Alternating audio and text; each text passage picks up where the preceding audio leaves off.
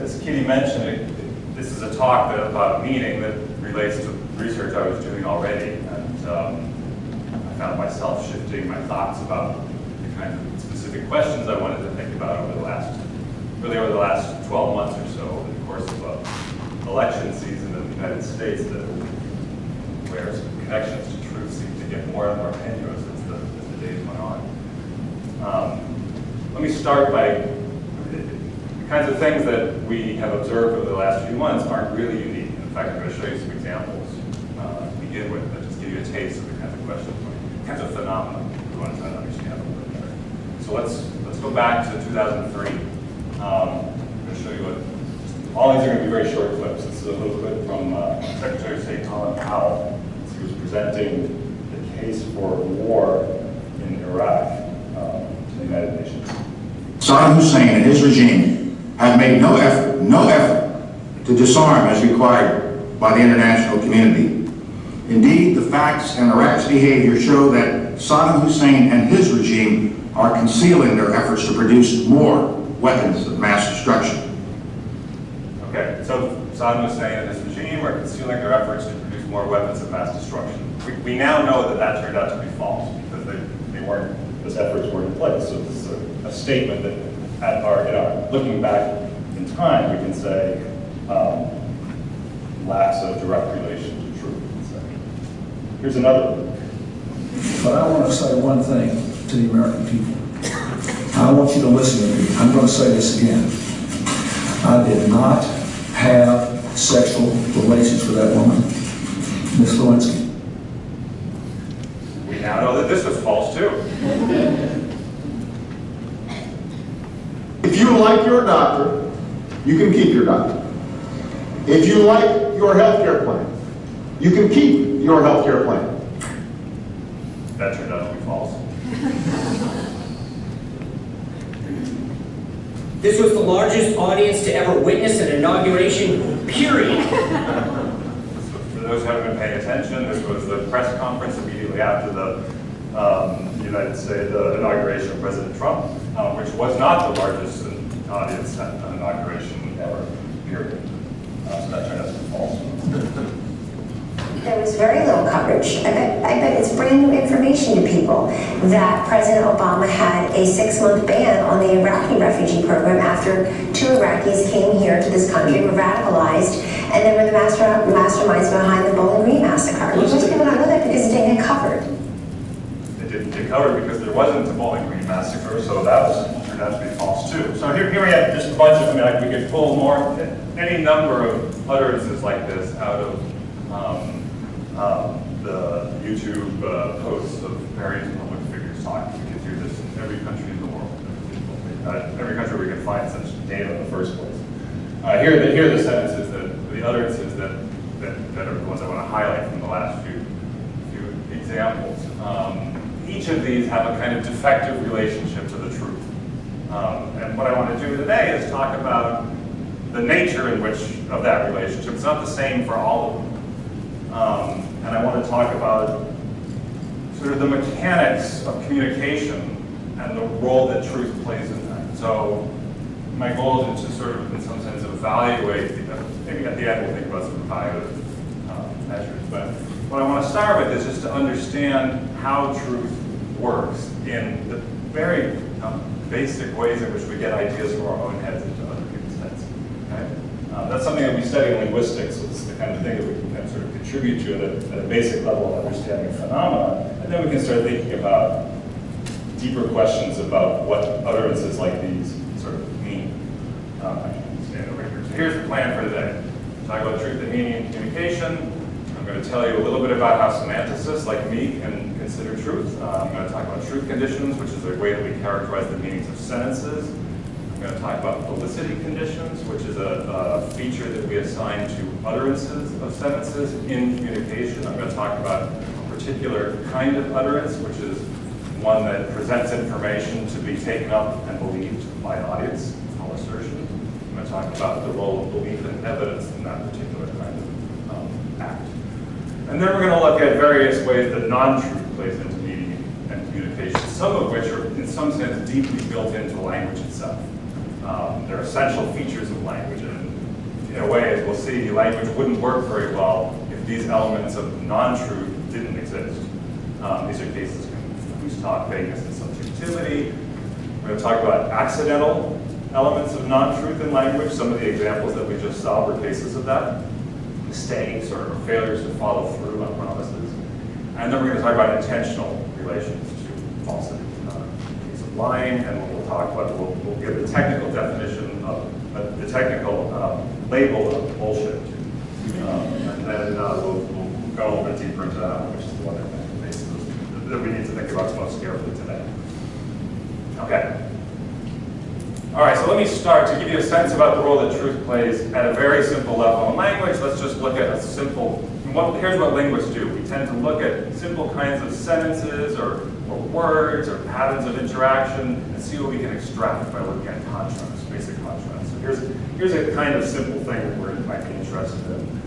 Why is it the case that if we have two people, Anna and Beatrice, and Anna says Carlos is an American citizen, and Beatrice says no, he's not an American citizen, that we hear them as disagreeing. We hear them as being committed to things that are in some important sense in opposition. If we think about disagreement very generally, not just about language, it involves three things. You've got two entities, agents of some sort, A and B, and there's some thing, say a body of information, such that one accepts it, the other one accepts some other body of information, and those two bodies of information are incompatible with each other. So in the case of an example like A, the disagreement is a linguistic one and it's truth-based, right? And it's truth-based because in some sense what those two people are saying cannot be true at the same time. The reason for that has to do with the meanings of the sentences that they're uttering. So to understand that, we want to know what sentence meanings are in the first place. And to give you, I'm going to do this in a very simple way, but think about, as we think about what we use sentences for, we use it to communicate information about the world. So let's pretend that the world consists of just a few individuals, me, my colleague Professor Dahlstrom over there, Professor Oregi in the back, Amy and Carlos. That's the world. So what does Anna communicate about the world when she says Carlos is an American citizen? She says of Carlos that he is in a certain category. He's in the category of American citizens. Right? To represent that number. When Beatrice says Carlos is not an American citizen, basically the contribution of the negative word here, not, says of Carlos that he's not in that group. Right? Simple picture. Carlos can't be in two places at the same time. Right? He can't both be in this group of things and not in that group of things at the same time. So that's the sense in which we get a kind of conflict here. We get a sort of impossible world if we take both what Anna is saying and what Beatrice is saying to both be correct or true. And the thought is that the meanings of sentences, kind of on their own, thought of in isolation, they're descriptions of the world. They're characterizations of the way the world is. We call this truth conditions in semantics. Now, this is an old idea. This is an idea that goes back much longer than contemporary linguistics. It goes back to the early work in analytic philosophy. And for a long time, philosophers who were thinking about reasoning and about logic and about how we get from one proposition to the next and through the sequence of steps only paid attention to sentences about which you could say, this is true given a certain state of the world, so this is false. In the philosophical literature, these were known as constitutives, declarative sentences. These are some examples. The philosopher John Austin observed at one point, well, let me step back a little bit. Philosophers knew that there was more to language to that, but it wasn't the kind of thing that could be studied in any rigorous way. John Austin said, well, actually, we're missing out on some very important features if we don't look at much of the rest of language. And he pointed in particular to a class of utterances that were typically set to the side because intuitively it doesn't make sense to think of them as being true or false. So these are utterances of the form, I sentence you to 5 years of hard labor uttered by a judge. Right? It's not whether that's true or false is in some sense irrelevant. What's relevant is what it does. It says, it makes a change in the state of affairs that applies to a particular individual. Somebody's on trial or convicted, now they have to go to jail for 5 years. Namings are like this, for the Tolkien fan, that's 10A is. Promises are like this. Say, if President Obama, for example, says, I promise that you will be able to keep your health care, what he's saying is not something that intuitively is true or false. It's a commitment that he makes to make the world a certain way in the future. These utterances are called performative utterances, and what the central insight that Oxen had is that they're really not special. They just make transparent something that's always going on when we use language for the purpose of communication. And that is that in speaking, we are doing something. We're performing a certain kind of act, which has come to be known as a speech act. So for the particular case, let's say, of a promise, or for any speech act, right, we can divide that into three parts. There's the actual physical utterance, which could be a sequence of sounds that's spoken by an individual. It could be something written on a page. It could be some gestures that are performed as part of a sign language system. That's called the locution. So in the case of a promise, that's the actual utterance. I promise that you will be able to keep your health care. What that utterance does is something else called an illocutionary act. That is the promise, which is a special, one of a larger class of acts that are known as commissives. These include pledges and vows, oaths, things like that are essentially commitments to perform some future action. And then the other thing that utterance does sort of is everything that comes later or follows up on that. This is called the perlocutionary effect of the utterance.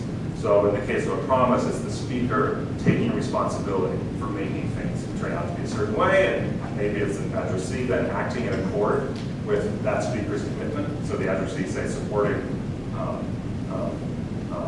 healthcare proposals that allow this.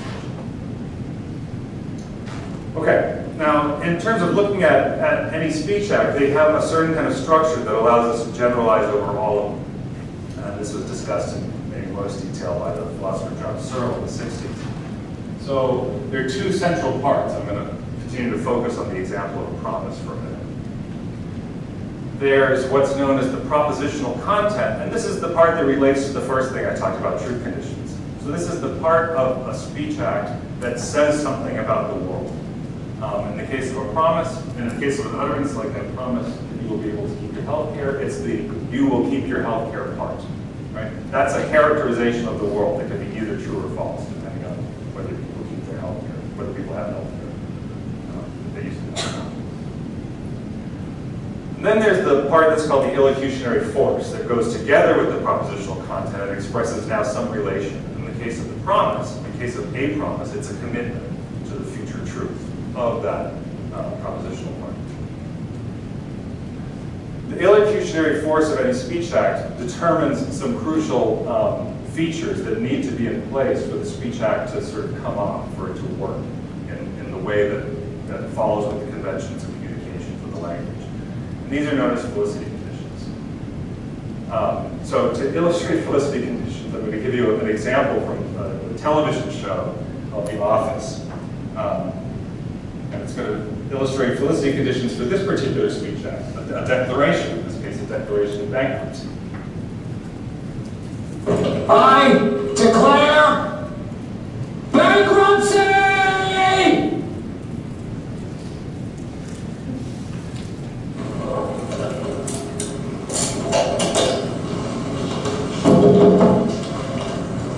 Hey, I just wanted you to know that you can't just say the word bankruptcy and expect anything to happen. I didn't say it, I declared it. Still.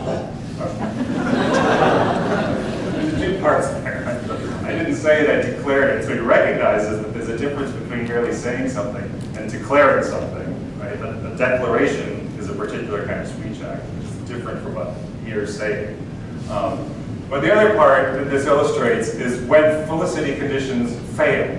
Right? So in order to declare bankruptcy, you need to be in a certain kind of context that involves other sort of legal structures in place or social structures or whatever. You can't merely utter the words, even with the intention of putting yourself into the legal position you're in once you have declared bankruptcy. You can't do that just by saying those words. Like I can't, two people come up to me, they say, we want to be married, and I say, okay, I pronounce you man and wife. Okay? It won't work because I'm not the right kind of person to do that. Okay? So the sort of situation you're in or the person you are, these are the kinds of things that go into determining the felicity conditions for different kinds of speech acts. Again, in the case of promises, one of the conditions for a promise is that you have an intention to make the propositional content of the promise true. That's why it sounds weird to say, I promise that you can keep your health care, but I have no intention to ensure that you will be able to do so. It just sounds like you're irrational or confused or don't know what promise means, right? I promise that you can keep your health care, though I know that it's impossible that you'll be able to do so. Again, that's a failure of a promise, right? So part of the conditions for promising is that you believe that the outcome that you commit to is something that can actually happen. I apologize for breaking my promise, though I'm glad I broke my promise. You fail in apologizing, because part of the felicity conditions for an apology is that the person making the apology should be sincere in the execution of that. Okay, so going back to our first class of sentences, just regular declarative sentences, what Austin called constitutives, things that philosophers said are things that have truth conditions. What Austin pointed out is these are also a certain kind of speech act. These are speech acts that we now know as assertions. So, in fact, they have a form that is a kind of performative form. So it's, if I say Carlos is an American citizen to you, it's roughly equivalent, though more wordy, for me to say, I state that Carlos is an American citizen, or I assert that Carlos is an American citizen. So the question we want to address, what is the illocutionary point of an assertion? What's its illocutionary force? What does an assertion do? The second question we want to ask is, what are the felicity conditions of assertion? Okay, to answer that, I've got to take one little detour around another phenomenon that's going to be important in understanding the bigger picture, which is called presupposition. So now we come back to this picture. Okay. Let's say this is a picture from a skit on Saturday Night Live that's been going on for a while. So Alec Baldwin is playing President Trump, and there's often this hooded, shadowy figure dressed as death behind him who's supposed to represent Stephen Bannon. So let's say that Alan, you, has been watching this, and based on these skits, he doesn't know that it's a story, he doesn't know it's made up, and he comes to have a belief, and I reported his belief by saying, Alan believes that the president is under the control of an evil human. Now, me saying that is just telling you something about what's in Alan's head. It doesn't say anything about the world elsewhere. It doesn't commit me or you or anybody else to sharing this belief. Okay? If I change my verb from believe to is aware, things are different. If I say, Alan is aware that the president is under the control of an evil demon, I'm now presenting it as settled, as given, as something that we all believe, namely that the president is under the control of an evil demon. Alan, the new information I'm giving you is that Alan has this awareness. The old information is that there's an evil demon controlling the president. So this is something this is the phenomenon of presupposition.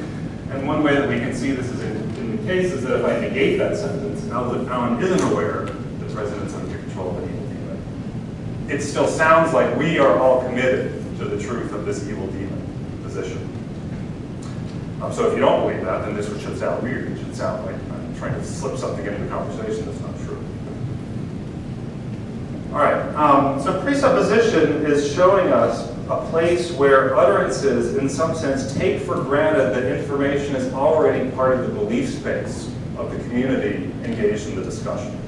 So we need to model something about a shared belief space in understanding how communication and meaning works. This is something we need to understand in general to understand communication. And there are usually two parts to this shared belief space that people talk about.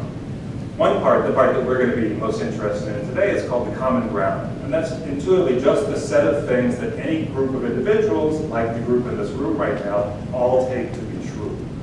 So we all take it to be true that it's March 2017, that's part of our common ground. We all take it to be true that Donald Trump is the president of the United States, that's part of our common ground. We don't all take it to be true that I'm flying to Chicago tomorrow morning at 12:20. That's something that I know, that's something that some of my colleagues know. That's not something that anybody else knew, so that's not part of the common We all have many, many, many different beliefs. They all, some of them intersect, some of them overlap, some of them are completely disjoint. But in the case of a conversation, we can generally assume that there's some things we all share. Presupposition taps into this. When I utter a sentence with a presupposition, I take it to be the case that the information that's presupposed is information that we all share. Assertion does something different. Assertion is providing new information to add to the common ground, to become information, to propose some information for us all to then, a belief for us all to take up and share. Belief about the world. Okay? And that information, the broader information that the assertion is playing into is called the context set. That's set of set of propositions, or think of it as a body of information that's consistent with what we all believe. So among the things in our context set are, it will rain tomorrow in San Francisco, which is where I'm flying to. And it won't rain tomorrow in San Francisco, which is where I'm flying to. That is, it's unsettled whether it will rain tomorrow in San Francisco. We don't know whether that's true, right? So the context set includes information that is uncertain. And part of what we do when we make assertions is to reduce that uncertainty by adding something to our belief state and ruling out information that's not certain. So I just said, so let's look at an example. So let's say that we know, a shared belief, that I'm an American citizen and that my colleague Amy Dahlstrom is an American citizen. But it's not known whether my colleague Carlos Arregui is an American citizen. What that means is that it's in the common ground includes what I've shown here. The little pictures and the flags are meant to indicate hopefully what they look like they should indicate. And in the context that we have two propositions, one that Carlos is American and one that he's not. Right? These aren't sentences, that's why I didn't write sentences there. It's just, it's information, however you think information should be represented. When Anna says Carlos is an American citizen, she proposes to put one of those propositions into the common ground. If that works, then the other one needs to go away. Because in adding information to the common ground, making it part of our shared beliefs that Carlos is an American citizen, we've reduced uncertainty. We've eliminated some other information from the context set, namely the negation of that sentence. If Beatrice says Carlos is not an American citizen, then we get the opposite effect, right? We reduce that. We eliminate that one from the context set, and we added the information that is not an American citizen. So this shows us now how disagreement works. Right? So if Anna says Carlos is an American citizen and Beatrice says he's not, we add information to the common ground that's incompatible with each other, right? We get a kind of breakdown in what happens and nothing can move forward. But there are other things that can happen. So Anna might say Carlos is an American citizen and propose to update the common ground like that and reduce uncertainty about Carlos's citizenship status. And Beatrice could respond by saying, whoops, sorry. Beatrice,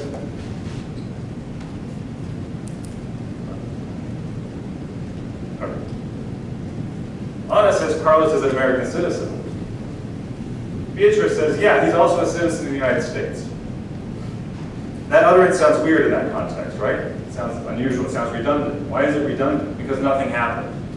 So there's no change there's no reduction of uncertainty in the context set by Beatrice's utterance, because the information that she's provided is already entailed. It's already part, essentially follows from what's in the common ground. So that's a kind of Felicity condition on assertion. You shouldn't assert a sentence if it has no effect on reducing uncertainty. Another thing that could happen is that Anna might say Carlos is an American citizen, opposed to update things like that. And Beatrice could say something like, hey, wait a second, you're lying. You don't know that. You don't have any evidence for that claim. She can reject the proposal to update like that. And if that goes up, then what happens is the information doesn't go into the common ground, it comes back out. So we remain in a situation of uncertainty. Okay? So these are the things that can happen as we're making our utterances. And these examples now point to what the Felicity conditions on assertion are. There are three essential ones. There's non-redundancy. You shouldn't assert something that's already in the common ground, because the point of assertion is to reduce uncertainty. And then the ones that we're going to be interested in today, you should assert things that you believe to be true, for reasons that we'll spell out in more detail in a second, and you should assert things that you have evidence for. If you think about it, it makes sense that these things should be Felicity conditions, because what we're doing when we make assertions is changing our shared beliefs. Right? So a system that works like that ought to be associated with the convention for doing that, just in case the person who's proposing to have all of this effect on each of our minds or belief spaces, an automatic effect to update in a certain way, to change what we believe, to be constrained by that person also believing it. Otherwise, it wouldn't be properly common ground because they wouldn't share that belief. And they should have evidence. There should be a reason for changing the way that we look at the world. And we can see this if we look at some simple examples. If I say there's a large-scale increase in the use of electric cars, but I don't believe there is, it sounds weird. If I say there's a large-scale increase in the use of electric cars, though I have no evidence that there is, you should not take me seriously. You should not take me as somebody who's seriously proposing to update your information statement in any way. Or if I say there's large-scale voter fraud, you should assume that I believe what I'm saying and that I have evidence for what I'm saying. If I say there's serious voter fraud, you should assume that I have evidence for what I say and that I believe what I'm saying. And in these cases of these tweets by President Trump, you can see that that actually is the case. So let's just look at, this is an example of a press conference by Sean Spicer soon after the inauguration. And what you're going to see at the beginning is the NPR reporter, Laura Eliason, asking him some questions about the things about voter fraud. Does the president believe that millions voted illegally in this election? And what evidence do you have of widespread voter fraud in this election, if that's the case? The president does believe that. He has stated that before. I think he stated his concerns of voter fraud and people voting illegally during the campaign. And he continues to maintain that belief based on studies and evidence that people have presented to him. What evidence? Steve O'Brien today said there's no evidence. The National Association of Secretaries of State say that they don't agree with the president's assessment. What evidence do you have? As I said, I think the president has believed that for a while based on studies and information he has. John Roberts. Okay, so this is just illustrating what I was just saying. So I showed you these tweets, which are assertions that there's voter fraud. Various multiple assertions of that sort. Moralized, it says, does the president believe that? Does he have evidence for that? Are the Felicity conditions met? And Sean Spicer says, yes, the president believes that, based on studies and evidence people have presented to him. Imagine an alternative Sean Spicer said, no, he doesn't actually believe that. He couldn't do that, right? That would be, in a way, that would be an acknowledgement that the utterance, the assertion was infelicitous, ought not to have been made. Or he says, the president does believe that, but he has absolutely no evidence in support of that belief. That would also be bizarre, right? And because the utterances were made as though, let's say, following the assertions, the Felicity conditions were assertions. The president very well may believe that, and very well may have evidence for that. That's not sort of, well, that's a question we can take later if you want. I don't have the answers for that, obviously. My point is that the dialogue we saw between the reporter and Sean Spicer is illustrating that, as far as Spicer is concerned, as far as the presentation of this is going, these utterances are made as though the conventions for assertion are being followed. You can't deny that they are and still okay, so let me show you that assertion is a powerful tool. I'm going to illustrate that by going back to presupposition for a second. It's something that is in many cases essentially automatic. Okay? And in virtue of being automatic, it is a tool that we have to change belief. It's the way that things work. So here's an example of a presupposition that's a very strong one. If I use a pronoun, like she, it's presupposed that there is an individual who's sort of salient and accessible to me and to the people to whom I'm talking that can provide the referent for that pronoun, that is the obvious person that I mean to be talking about in using that pronoun. So if I walk into a room and say, she will sing God Save the Queen, it sounds bizarre because you my audience have no clue who she is. I failed to satisfy the presupposition that there'd be a salient individual. If I say, she will sing God Save the Queen and we will listen politely, it's bizarre. If I say, I will dim the lights and she will sing God Save the Queen, it sounds bizarre. But if I say, a woman will enter the room and she will sing God Save the Queen, it sounds perfectly natural. Maybe it's a little weird to be talking about singing queens, but it's not weird in the way those other sentences are. Why is that not weird? Because my first utterance, a woman will walk into the room, changes your belief state, and now updates your common ground so that you know there is a woman and these things are going to happen to her. Okay? That's changed your belief state. It's now satisfies the presuppositions for the pronoun that comes in the second sentence without you even thinking about it. And the difference here emerges very simply in the case of this difference in acceptability of the use of she. Another example that illustrates update of beliefs with assertion is a phenomenon called presupposition accommodation. So if I use a genitive construction, X is Y, like John's car, there's a presupposition that's introduced that the X has a Y. So if I say Jackie Chan's new symphony was performed in Chicago, that should sound weird to you people who are familiar with Jackie Chan because you know he's a filmmaker, he's an actor, he's a director, he's a producer, but he's not a composer, right? So that should sound odd. If I say Jackie Chan's new film was shot in Chicago, now you might not know that Jackie Chan has a new film, but what you know is that he's a filmmaker. So you can easily move from a situation where it wasn't part of the common ground that he has a new film to one where you just essentially accommodate this belief that he has a new film. You take it on and satisfy the presupposition in that way. And that works because this is a similar example. I switched the roles from the classical music. Salomon's a composer and a conductor. He just made a new symphony for Yo-Yo Ma, which was being performed in Chicago right before that. He's not a filmmaker, so the example is weird. So presupposition accommodation works very easily, works well, when the common ground includes information that justifies or explains the missing information. So in these examples, what the common ground includes, for those of us who know who Jackie Chan is that he's a filmmaker, that he makes movies, that he acts in movies, that he makes a lot of them. Right? So you can easily accommodate the idea that he has a new film, and that's being shot, that I learned something about being shot in Chicago. All right, so summary. Assertion is a proposal to update the common ground with the propositional content of sentence. Truth conditions says something about the world. Assertions have felicity conditions. Assertions are acts, the things I do with my sentences, my words. They're subject to felicity conditions. I should believe in the truth of what I'm saying, and I should have evidence for the truth of what I'm saying. When an assertion is successful, it changes beliefs in two ways. It updates the common ground with the information, the truth relevant part of what I'm saying.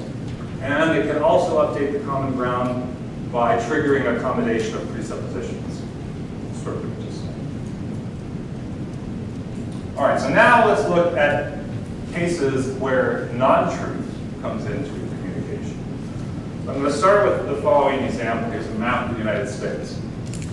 So when I was in college, I studied Russian, and I spent time in the Soviet Union on a study abroad trip. And people would ask me where I was from, and I would say, I'm from Boston. Because I'm assuming that, the people I was meeting, their knowledge of the United States geography and United States cities and states and so forth was such that that would give them an idea of where I was from. But when I say that is false. If I'm talking to somebody who I think has better knowledge of the United States, I might say I'm from Portsmouth, New Hampshire. They know something about New England, they know where New Hampshire is. New Hampshire is a small state, so I wouldn't assume the Russians necessarily good. Say I'm from Portsmouth. That's also false. Portsmouth down there at the bottom of the seacoast. That's also false. I'm going to show you why it's false. If I zoom in on southern New Hampshire, you can see Portsmouth is up here. Portsmouth, and now a bunch of other states are getting, a bunch of the towns are appearing. I zoom again. There's Portsmouth. I'm getting closer and closer. You still can't see my town though. That's why Portsmouth. So we can't see where I'm from though. We zoom in full, now finally very close, you can see we're really looking at Portsmouth.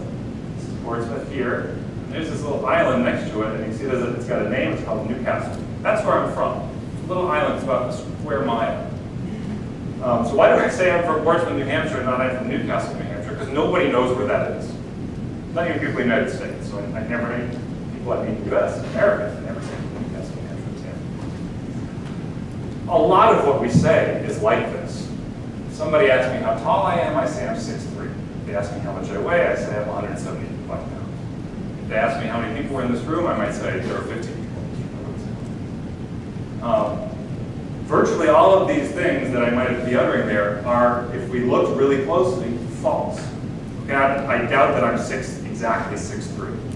I'm certain that I'm not 175, but I'm not too much, above and below. I'm not certain that there are not 50 people in the world. In fact, I don't know whether there are 50 people in this room. There very well might be, but I'm not. I certainly don't have evidence, good evidence, that there are exactly 50 people. And this is a phenomenon that's known as loose talk. Much of what we say, we assert, being committed to in some sense, to the truth of what we're saying, or at least to the proximity of truth in what we're saying. It's close enough to truth. And if you think about it, if we had to do things opposite and only say things about which we knew for sure that they were precisely true, we would be in trouble. We could barely say anything at all. Right? Because language is this kind of discrete symbolic system, but the world is this gradient and continuous place. And linking those two things up can sometimes be difficult. So we have mechanisms for doing that. Another case like this is known as vagueness. I'm going to not to mention which time on this, but if you just here's an example. Big is a vague word. Big is somehow true of atoms, cockroaches, classrooms, the city of Chicago, the planet Jupiter. How can the same thing be true of all of these different things? Well, say what counts as big can change from one situation to another. Depending on what we talk about, we imagine different sizes. We imagine we're communicating about different sizes. But what you can never know is where the line is between the big things and the not big things. It's impossible. And we see that, and I tell you, pick out the big guitars, or if I ask you, judge the truth of this sentence for each of these guitars. This guitar is big. You might say the ones on that end it's false, the ones on that end it's true. Then in the middle you might say, I don't want to answer that question. That's the right word. Because you don't know where the dividing line is. This leads to a well-known paradox, the paradox of the heat. I say a building with a height of 525 meters is tall. I say, sure, of course that's true. A building that's just a little bit shorter than a tall building is tall. How could that not be true? That's true that a building with a height of 5 meters is tall. That seems false. So we have a paradox. It's known as the paradox of the heat. The problem with this paradox, the puzzling thing, is why we accept this second premise. If there were a dividing line between the tall things and the not tall things, then that should be false. It should be someplace where the buildings change from being tall to not being tall. We don't use language in a way that behaves like that. So we have uncertainty about what the meanings of vague expressions are. And again, if you think about it, how could it be otherwise? We use the system with words. We don't change for every single different kind of size we want to talk about. We don't want to have a different word for talking about the size of planets versus cities versus cockroaches versus atoms. It's sufficient to have a single word that lets us talk about size and have a change in what it picks out to pick up the kind of things we're talking about. This is built in, let's say, distance from truth, built into the communication system that we use. It's efficient, it's practical, but it also provides a kind of built-in space of wiggle room in the language we use for distancing ourselves from our commitment to truth in what we say. Okay? This is just observations about the way language works. And hold this thought as we go along. It's just a basic feature of language. All right, now, before we get back to the key cases, I want to talk about one other place where we might think that there's some, weird relation to truth. Let's say not a weird one. Maybe we were wrong to think that there is any relation to truth at all in what we say. That is truth in any kind of objective sense. So much of what we say also really seems to be about our opinions and our perspective on things, and not really in some descriptive sense about the world. When I say Hong Kong is fun, am I saying something objectively true? Or am I saying something about my own taste, my own proclivities, or whatever? I'm using this picture from the great Kurosawa film, Rashomon, which is a sequence of several vignettes that show different individuals' perspective on a single event. At the end of the film, we don't really know which of those was the right one. If I say sea urchin is tasty, am I conveying proposing to you to take on a factual belief, or a belief that represents the facts of the world, or am I telling you something about my taste? One reason you might think the latter is because we see difference when we look at these kinds of disagreements with subjective language versus objective language. So this is like our earlier case of Carlos and his citizenship. If Anna says the sea urchin costs $10, and Beatrice says it doesn't cost $10, it's clear, one's right and one's wrong. We need to go look at the menu and we'll find out. They can't both be correct here. But if Anna says the sea urchin is tasty, Beatrice is perfectly justified in saying the sea urchin is not tasty. We hear them as disagreeing, but we don't hear them as saying things that are incompatible about the world. It's perfectly reasonable for them each to utter these two things, and no one needs to retract if we find anything else out. They can have their own taste. One thing you might take from this kind of language is that it potentially undermines this truth theoretic approach to communication that I was talking about, where when I make an assertion, I'm telling you that the world is a certain way and I'm proposing that you don't take the belief. But there's a bunch of differences between these two kinds of language that at least shows that we don't need to go there. Okay, so I'll show you some of those differences, and I'll try to tell you what I think is important about this language going forward. So first, let me just show you that we can, if we look carefully, we can see, okay, well, expressions like cost $10 and expressions like is tasty really are different. So here's one example. If Anna and Beatrice are eating at the restaurant, Anna says, oh, this sea urchin costs $10, and Beatrice just doesn't say anything. No big deal. She doesn't care to follow up with that conversation, but you just hear it as essentially agreement. If Anna says, oh, the sea urchin is tasty, and Beatrice doesn't say anything, what do you hear?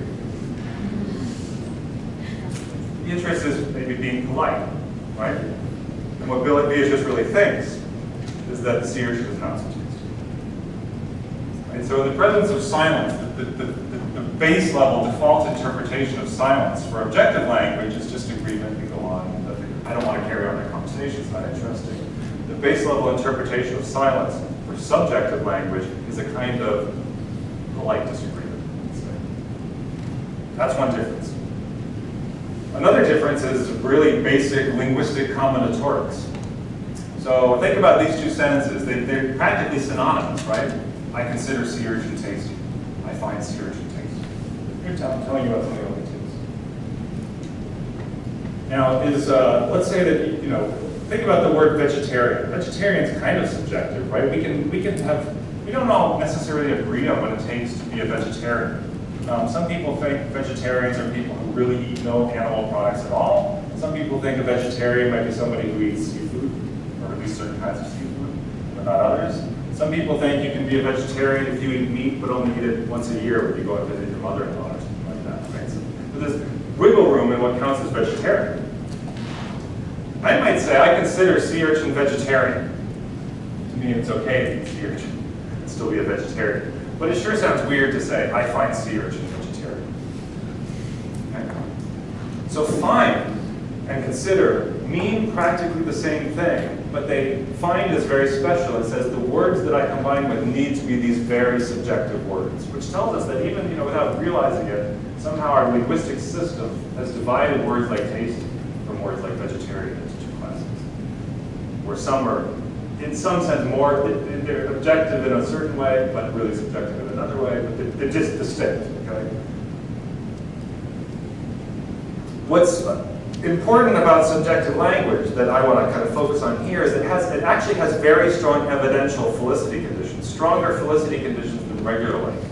So I might say, assert to you, you say, is Carlos American? You say, yes, he's American. I've never met him and I haven't seen his passport, but I can tell by his accent. And then I tell you I'm a linguist, I study regional accents. You say, oh, okay.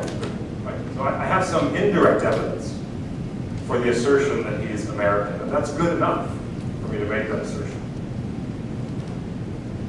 If I say, this dish is tasty, I never tried it, I don't know what's in it, but I can tell by its smell. It comes across as a little weird, right? It's like, well, you don't really know its taste. You're not justified in saying that if you merely smelled it. There are other things you can say. I can say, this dish will be tasty. This dish is certain to be tasty. I've never tried it, but I can tell by its smell. Fine. Okay? So we have to, subjective language has the kind of evidential commitments that justify subjective assertions are strong in that they involve some kind of direct experience of an event or a situation that's relevant for the evaluation of the truth of the proposition, in this case, tastiness. Right? So to claim that something is tasty requires you to have direct experience of that thing's taste, essentially. If you're not making that claim, but you're merely making a kind of probability claim, you can get away without the direct experience. All right, so there's a big debate out there in linguistics and philosophy about how to think about the meaning of subjective language. We're not going to answer that question today. What's clear is that subjective language doesn't, kind of throw a complete wrench into the truth theoretic approach to meaning in general, because it's got its own features that separates it from regular descriptive language. It works just fine in that way. What we do when we utter sentences about things being tasty or being fun or being terrible or being good or being bad or being beautiful or being important is express evaluations, express perspectives. And we do that because these are things we align on. These are things we want to coordinate on to make a lot of important decisions, actually. So that's something, the function of that language. In using assertions with this language, we signal, because of this evidential requirement, that we have a fairly direct relation to the facts that are relevant for judging that proposition to be true or false. A more direct relation than this more kind of objective, descriptive language, like on citizenship or whatever. Okay. So now let's come back to the cases that we started out with and see what's going on in each of them. So the first case was Colin Powell's assertion that Saddam Hussein and his regime are concealing their efforts to produce more weapons of mass destruction. As far as we know now, we know that this was false, but what we know from what has followed up and what at least what Secretary Powell said is that this was based on a false belief, this assertion. So there's various interviews. Powell's written a book, he's talked to lots of people. Essentially, some intelligence was provided to the administration, and they made these decisions to go forward to present the case that the Iraqi government had this weapons program based on that information. They believed that it was true. At least let's take it to be the case that they believed that it was true. I mean, that could be wrong. At least Secretary Powell seems to have believed that it was true. And then later on, they found out that their basis for belief was wrong. Okay? So this was a simple, not simple, this was a complicated and significant mistake, but it at least potentially was a mistake and not something that we would call a lie or bullshit. Okay, what about Obama's healthcare pledge? If you like your doctor, you can keep your doctor. If you like your healthcare plan, you can keep your healthcare plan. Okay, so first of all, this isn't an assertion, it's a promise. But still, the Felicity conditions involve a commitment to the future truth of that. And the president wasn't able to follow through with that, as he admitted, and later on he even apologized for the fact that this claim turned out to not be true. So this is a case where certain kind of speech act involves a commitment, and because of events that happened subsequently, it turned out to not be the case that that commitment could be honored. Some promises are made infelicitously, knowing that they won't be able to be met. We don't have any reason to believe that that was the case here, but this is a kind of failure, but a different sort from the ones we're interested in. Now, whoops, what happened? Fast forward. All right, we'll skip the other presentation.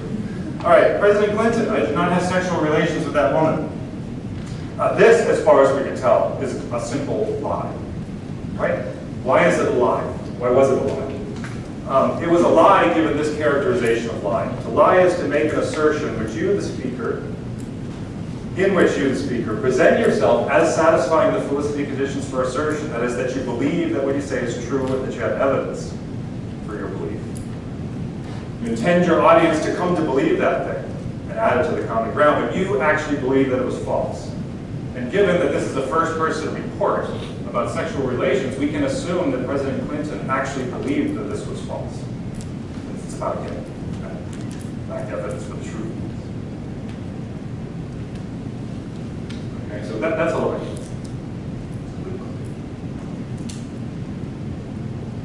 All right, what about this? The concept of global warming was created by and for the Chinese in order to make U.S. manufacturing non-competitive. That's an assertion.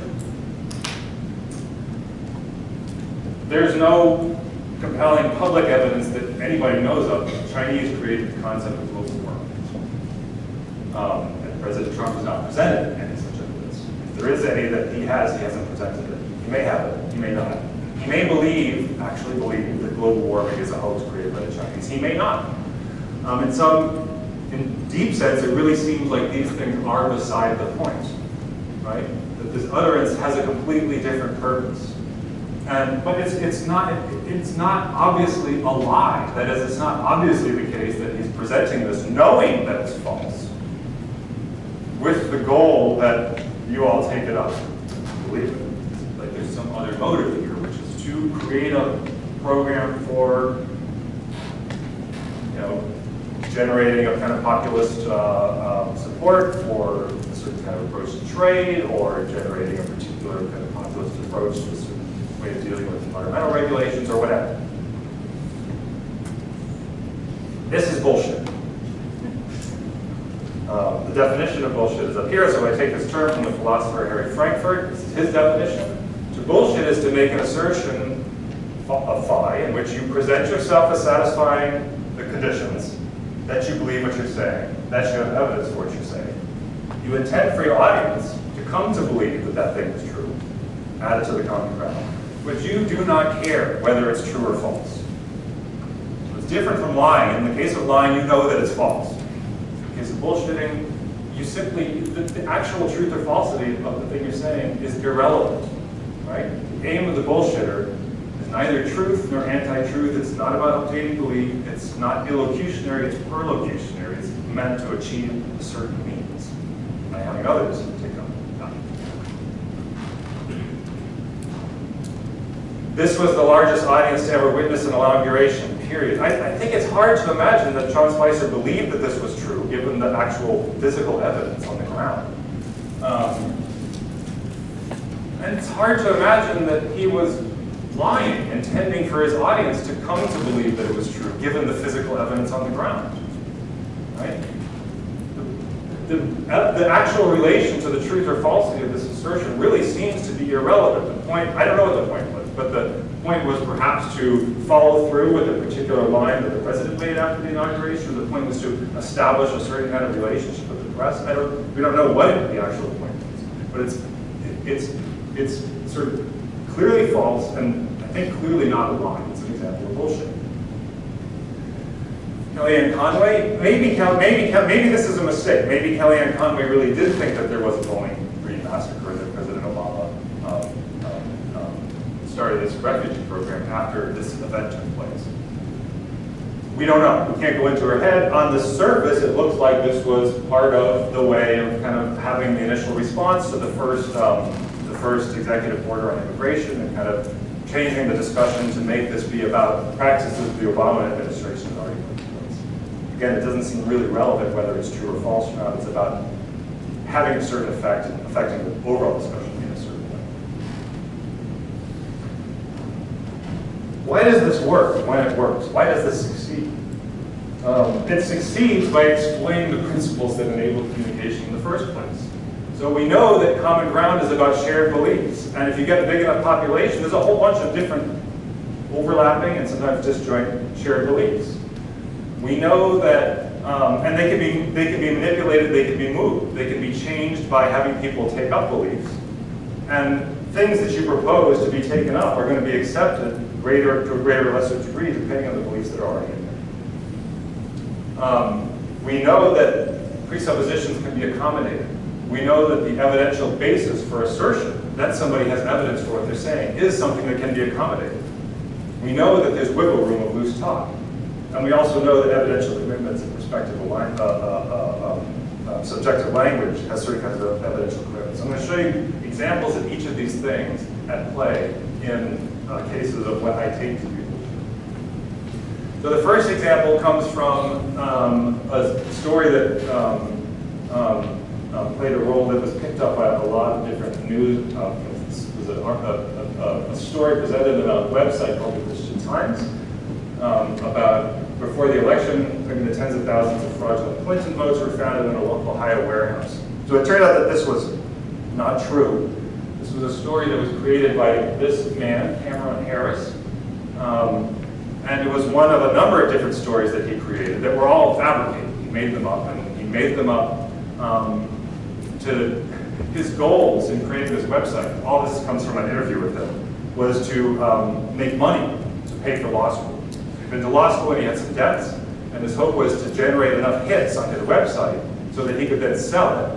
I guess websites can be sold based on the number of hits that they have, and reap a certain profit and then use that to pay off his law debt. So he wasn't even really politically motivated. He was motivated by the usual kinds of self-interested motivations that many of us have. Some of them worked better than others. This one about voter fraud worked great. He got thousands and thousands and thousands of hits and picked up by various news sites. Why did that work? Here's what he said. Here's his view about why he created that particular article, and it's arguably a good analysis of why it worked. I had a theory when I sat down to write it. Given the severe distrust of the media among Trump supporters, anything that parroted Trump's talking points would click. Trump was saying, rigged election, rigged election. People were predisposed to believe that Hillary Clinton could not win except by cheating. So there is a particular group of individuals who have within their common ground, within their set of shared beliefs that the mainstream media should be distrusted. Okay? We can talk about why they might have those beliefs later if you want, but there certainly is that group. And this newspaper article was designed to be taken as an assertion. I mean, the article, there are a bunch of assertions in there. Why would people think that there was evidence to support this? Because their beliefs were already set up to accommodate such evidence, that this man might have had evidence for this sort of thing. I don't think he cared whether it was actually false that there were votes or not. He just wanted to get money to pay for law school, to have his law debts. He wanted to sell his site. So he wasn't motivated by knowing what he was saying was false. It's a case of bullshit. He doesn't care whether what he's saying is true or false. It's another goal. But it works because the evidential conditions for these assertions, he was counting on common ground among a relevant group of people being set up to accommodate those evidential assertions based on tweets like this. So why are these tweets effective? Because there's people who are willing to believe that. And when I say that, don't hear me as saying that I'm somehow criticizing those people for having those beliefs. There are very good reasons why people come to have beliefs that are wrong. We can talk about that at the end if you want.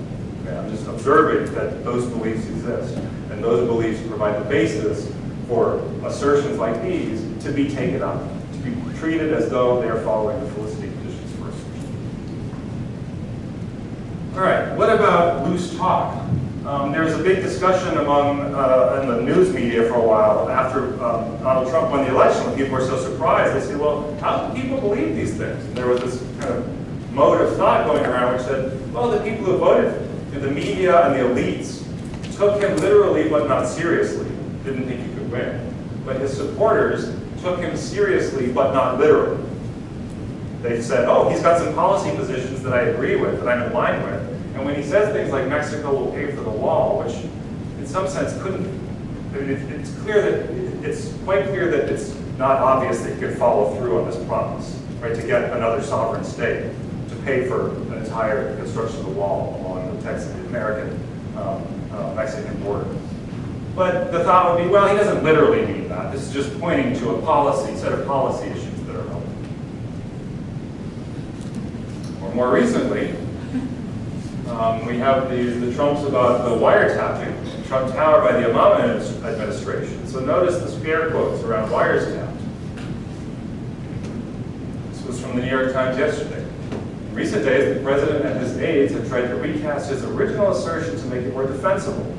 Mr. Trump and Mr. Spicer have both noted that in one of his Twitter posts, the president used quotation marks around the phrase wires tapped, which they said indicated that it was not meant to be taken literally.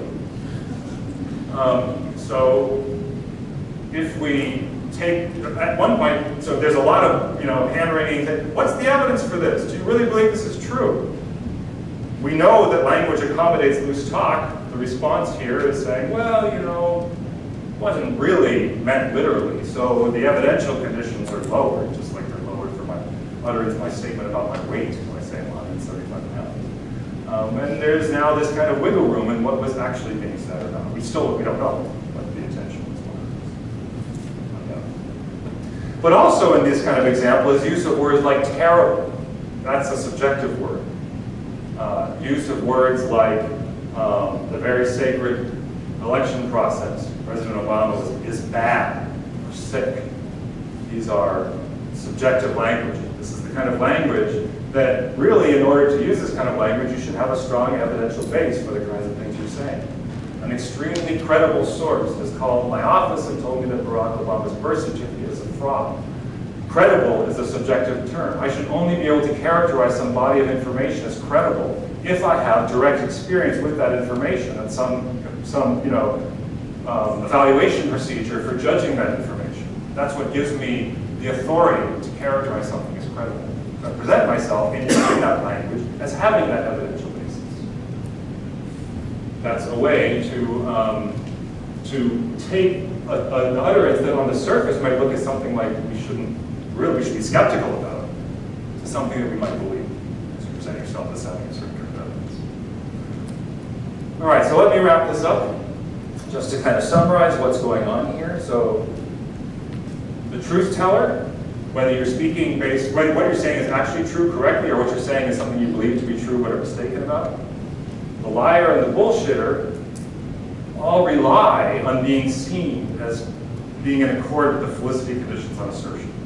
Believing what they say and having evidence for what they say. The boy who cried wolf parable is an example of what happens when you violate Felicity conditions. It's discovered that you violate the conditions for using language in a certain way, in this case, performing an act of warning. Eventually, people don't pay attention to you. Right? So it's crucial that you present yourself as though you are credible in the case of assertion. Believe what you say to be true, and you have evidence. The way that you get this to come off, if you're a liar or a bullshitter in particular, is by directing your assertions towards audiences whose common ground is in alignment with the conditions for your assertions, alignment with the evidential condition in particular, or they have reason to think that you believe what you say, not to doubt you.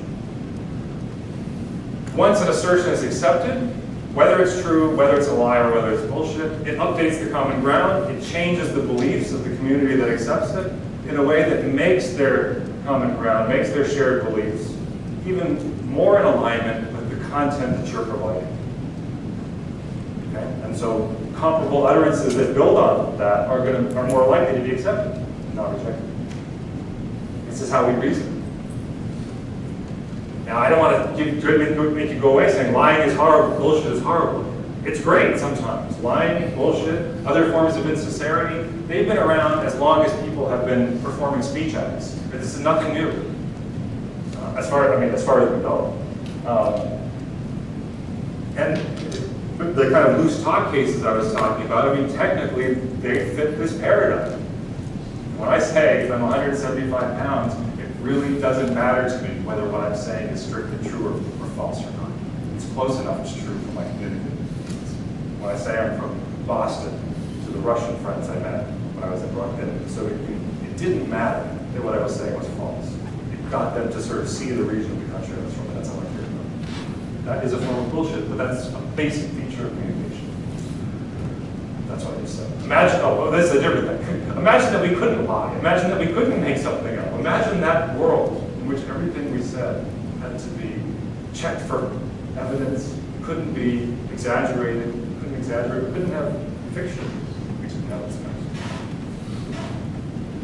stuff. But here's the thing that's special about today, I think.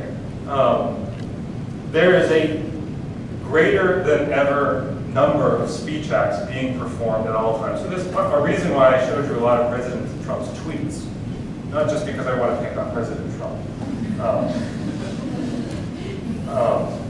Or that I think it's important that we think about what the President of the United States in particular is saying. I do think that's important. I want you to think about the medium that's being used. Right? So a tweet is a kind of assertion.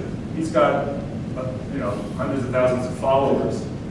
They retweet this information. This happens all the time. So people are saying things, are making assertions to wider and wider audiences more and more frequently all the time. And all of these are interacting with these conventions. And all of these things, as they're taken up, are changing beliefs, changing common grounds. And as this group accepts these and this group rejects these, making these common grounds get further and further apart. It get more and more difficult to have substantive conversations. So, bullshit exists, lying exists. I think our concerns, if we're concerned about this kind of language at all, should be less with the fact of this language. I think it's inevitable. What we should be thinking about is what are the goals of the people who are using this language. Right? If they don't care about truth or falsity, about really, they don't care how you're updating your beliefs actually accord with the world, what do they care about? What are their goals? What's the reason for making those assertions? That's a kind of specific thing about policy, about motivation. I said anything about that. It's a question to talk about.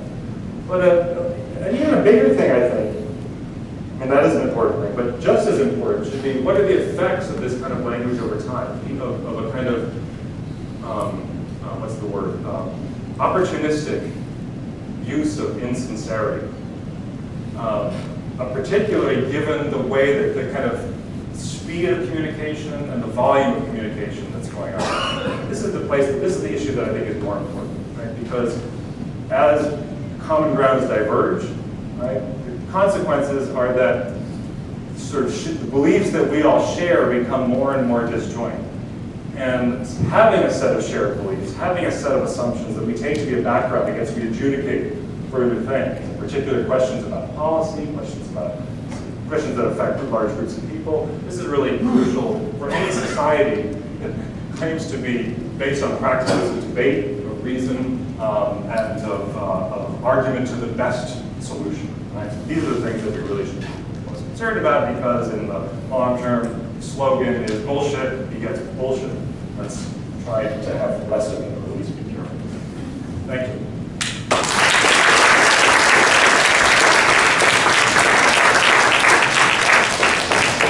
So I guess you're open for questions, right? Anyone? We're open for questions. Any comments?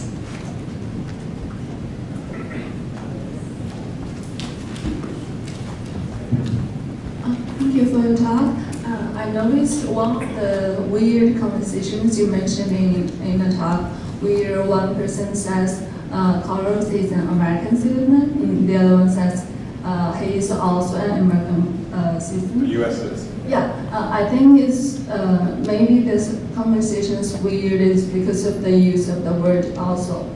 I guess if you change U.S. into some other countries or places, like he is also a citizen of Hong Kong, if that's illegal, I think that is fine. Yeah. Right. So it's not the use of all. It's not the also that's the problem. The way you change the example is then the second person tells us something that we didn't already know. Mm-hmm. So in my example, the first person says one thing, and the second person says something that, given what the first person said, we know. There's no new information provided. But I think you can also like agree what others, what the first person says, like yes, you are right, or yes, fine. I agree with you. Yes, right? That's a way of kind of demonstrating. In principle, anytime we make an assertion, it's up for grabs whether any of us should come to believe that. right?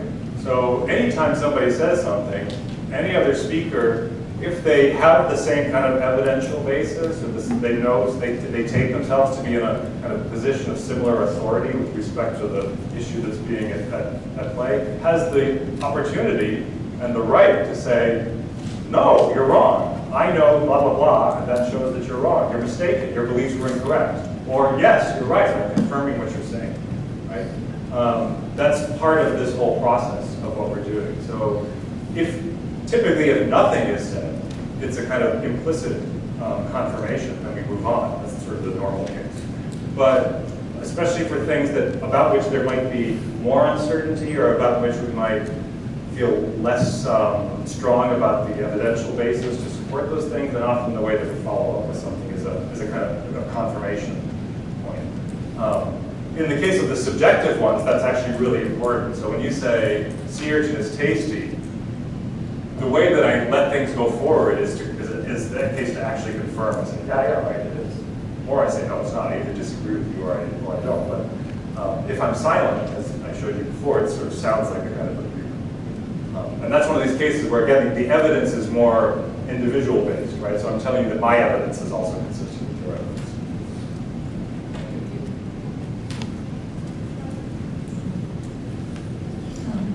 Thank you, Professor Kennedy. It's really interesting, you know, your last sentence there, you know, about bullshit.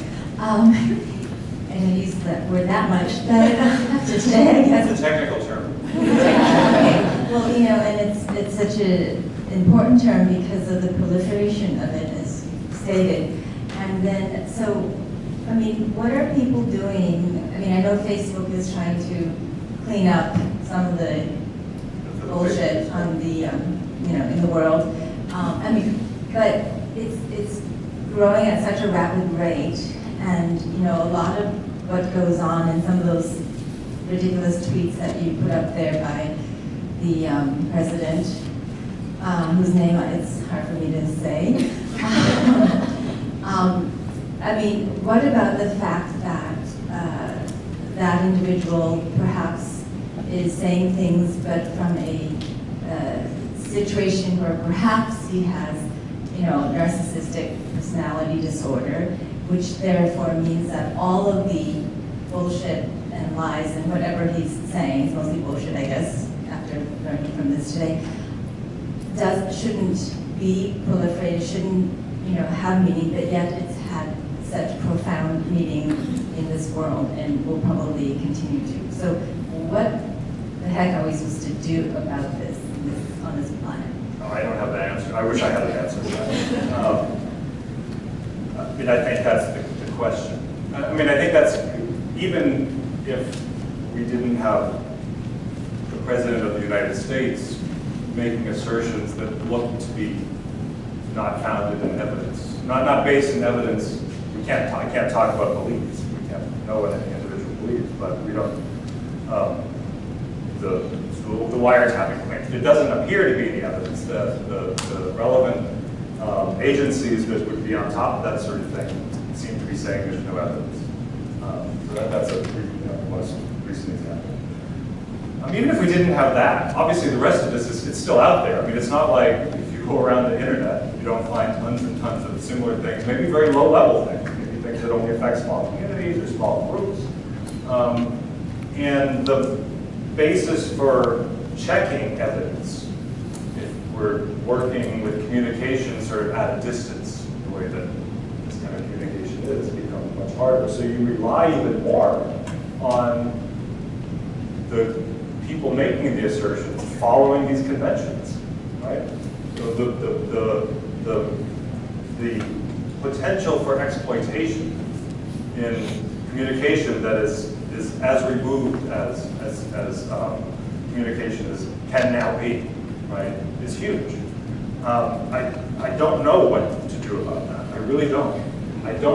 In my more optimistic moments, I feel that this is a case where probably most of the people in this room aren't going to have the answer, and it's going to be younger generations who figure out how to use this form of communication in a way that makes it work. I mean, people said similar things when the printing press was invented. similar kinds of questions have come up in the past about the potential for deception and so forth, based on the technological machinery available to people who are engaged in communication, persuasion, whatever. We figured out how to deal with print mostly, still it's problems there too. But the optimistic view is that this will be figured out, but I don't know how. In the meantime, I mean, the point that we can think about now, it's at least important to understand how this is working, the ways that it picks up on the structure of communication itself, and to create some kind of awareness and hopefully vigilance for each of us to be thinking about how we engage with the different forms of speech that are out there.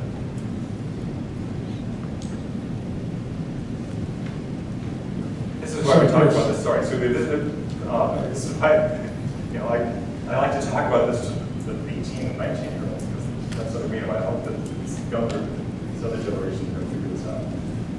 So, Chris, good evening. Thanks for having us. Quick question for you. When our previous guest spoke about truth, there are three things we should consider. One is assumption, one is intent, and the other is consequence. Does anybody know you're actually Chris Kennedy? I got my passport. I know, but we sat here. In other words, for the most part, any Western-looking male could have stood. I could have been there, and they would have not known the difference. So when it comes to truth, what are we really looking for? Is the question I had.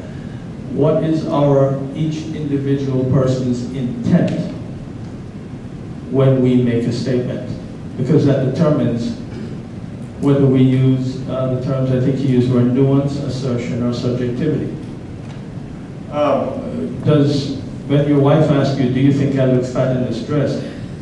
There's consequence. Oh yeah, that's a good example or do you think why it's good that we have the capacity for lying, right? So white lies. That's another case of insincerity that's probably been around as long as people have been talking, right? So here's something not to take me as talking about. What is objective truth, or what is our connection to objective reality? I believe that there is an objective reality out there. I don't believe that there's that reality changes from one individual's perspective to the next. I believe we have different perspectives on reality, but the reality stays the same. They're just creatures moving around through it. Communication, this notion of common ground, this sort of backdrop of shared beliefs against which communication happens, is about beliefs. It's not about truisms.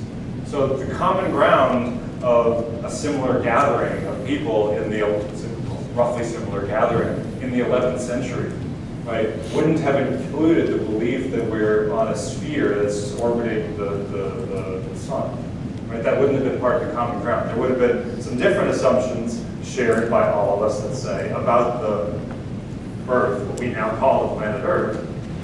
It would have been part of our common ground, and it would have been false. But there's a bunch of, I take it that right now, if we could look into this thing, that is our set of shared beliefs, a bunch of them are false, right? When compared against objective reality. That's belief. True, we can still talk about stuff. So when I propose to add, here's the thing about that shared beliefs. It's stuff that we take to be correct about reality. That's what makes it a belief, right? So when I make an assertion, I'm proposing all of us to take on some new bit of information as being part of this thing that we characterize the world. We might later on discover that it's wrong, but I'm taking us to come to adopt something, a new thing, as a shared belief. That's the move I'm making. What are my motivations? And do I actually believe that what I'm saying is true or false? That's where we get into the difference between the truth teller, correct or incorrect, right? Versus the bullshitter versus the liar. That's the difference. It's about intention and it's about goals. But in each of those cases, I present myself as doing the same thing, and I intend for the same thing to happen. That is that you all take up what I say. Then would it be fair to say that before we embrace something as a truth, we determine what is actually factual and provable? I think that would be much too hard. I'm wearing a white shirt. Is that not? Sure. No, but that's an easy case, right? Yes. If you ask me how much do I weigh, and I say I weigh 175 pounds, it would be a real hassle if you had to bring a scale in here and determine whether I actually weigh 175 pounds. I agree, but in the absence of factual information, are we not unable to determine what truth is? So if we're No, but I'm not telling you to determine what truth is. That's not what we're talking about. We're talking about what we come to believe. And we believe many false things. I agree with you there. But we act based on beliefs. We don't act based on truth. Should we not act based on that our truth? beliefs are based in truth. And that's where this all comes into play. So if you think about it, what liars and bullshitters do is they inject things into our belief space,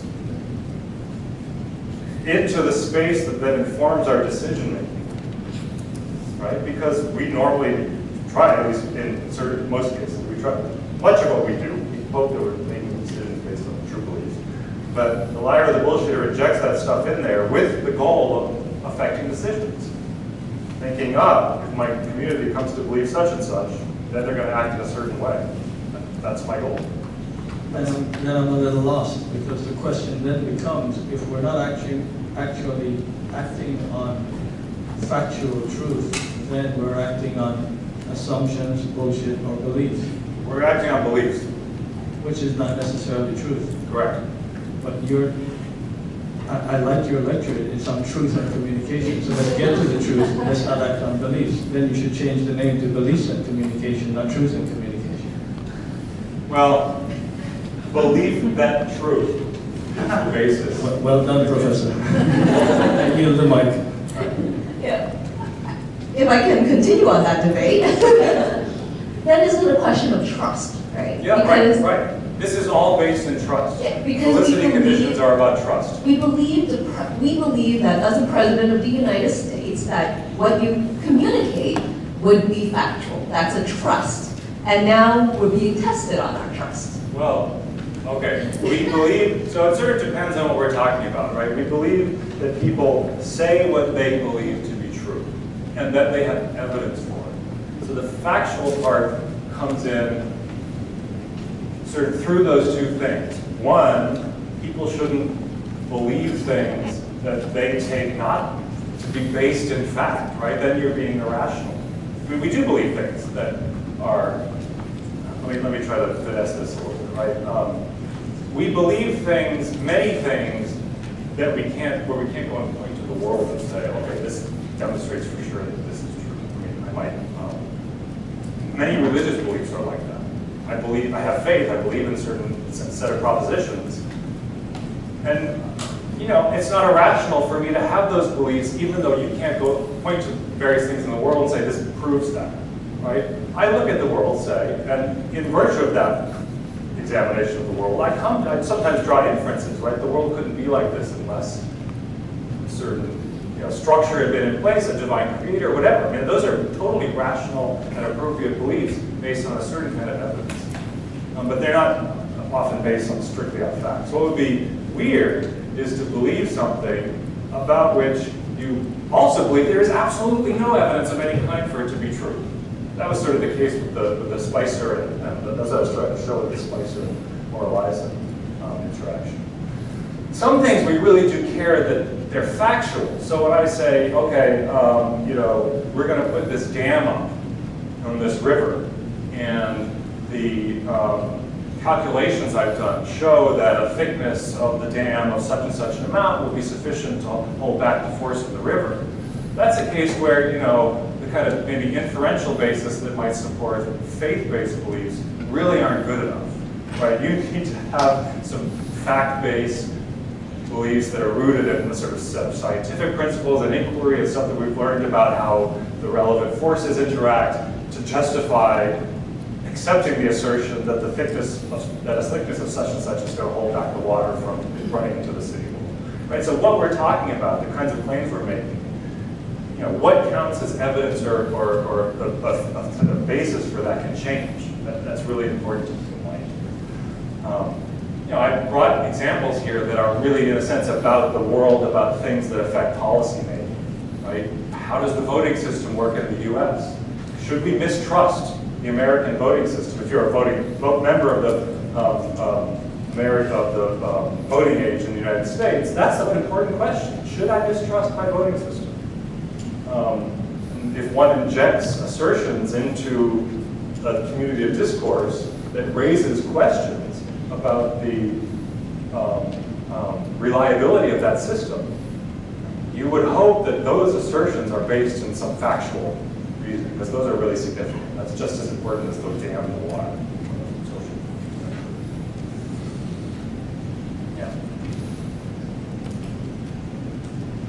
Well, thank you, Professor Kennedy, for a fantastic talk. So just now you were answering another question. You mentioned that when printed media just came to be, similar problems, we have similar words.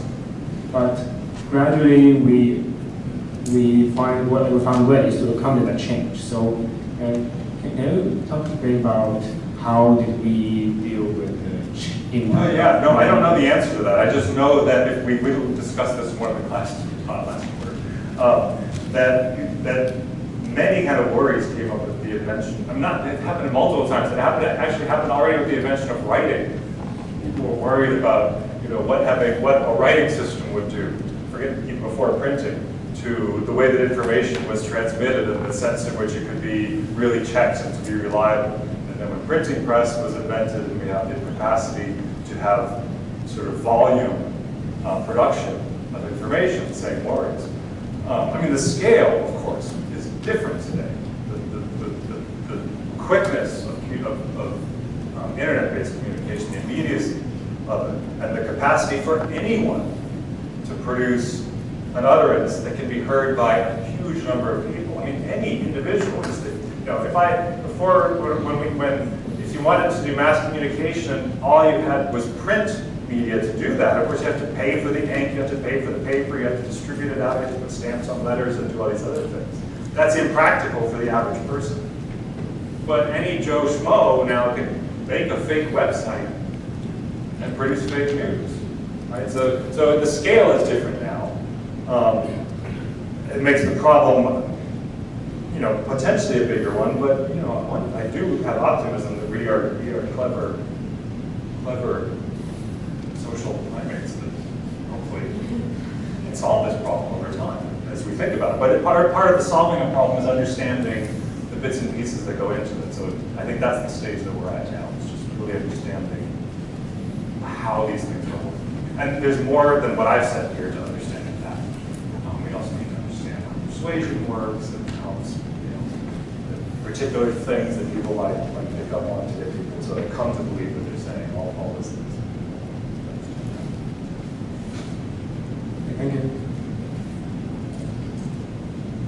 Okay, thanks, Professor Kennedy. So my questions actually follow up on the topic earlier. So I wonder what's your comment on the role of technology in this kind of process, especially now on Twitter we have so many programmed bots that kind of disseminate information that's kind of maybe not true or not, but they kind of imitate the speech structure of human beings to generate like thousands of tweets, like maybe in a day, and maybe a lot of people don't even know that it's actually programmed and not human. Yeah. So there's no one making an assertion at all. Yeah. So I wonder what's your comments on this? I still have the answer for these questions. I don't know what the answer is. I think this is, what sort of I'm talking about is hopefully will give you a picture about what that situation, why we should be concerned about this, and why we should really be thinking about this question of how we manage, how we become very smart and clever and careful consumers of information.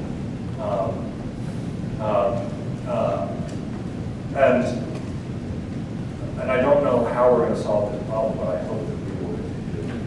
I really don't know. We should all be thinking about this. This isn't a job for the linguist and the academic. It's a job for everybody who is producing and consuming speech nowadays. For sure.